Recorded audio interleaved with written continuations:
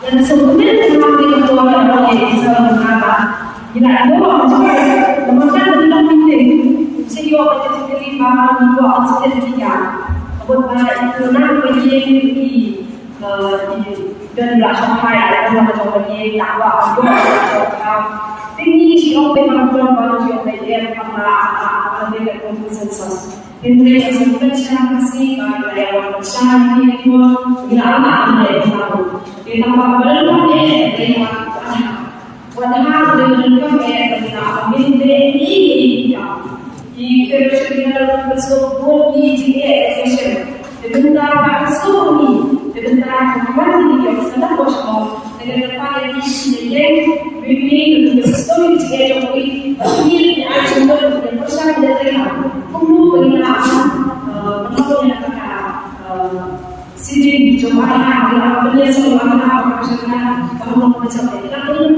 siapa itu siapa yang dia dia mau siapa yang mencapai itu apa 100% kenapa macam itu orang lain benar ibadah ada yang ini ke segi kita terus presentation ini coba di kandang ini kita mati Aku studi bagi memperkuat dengan nasional policy, bahwa dengan nasional policy juga nasional institute public service and policy, kata kita cuma jadi ini akan si mana kerja ini beri perspektif, kalau itu tadi itu tidak perlu kata ini menjaga benefit, menjaga benefit.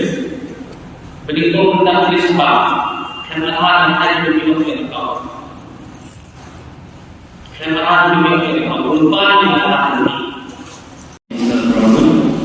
Nanti gimana lagi? Negara lagi bahkan Food Civil Supply and Export. Masalah kita lawan awareness kepada penjualan dan hal dan kawan-kawan. Jadi kalau coba kamu jadi macam ini dan seperti mana bisa ramai.